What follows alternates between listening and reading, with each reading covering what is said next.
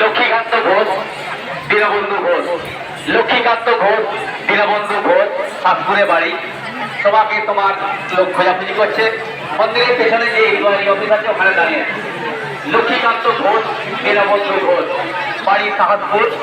তোমার বাড়ির লোক খোঁজাখুঁজি করছে। মন্দিরের পেছনে যে ইনকোয়ারি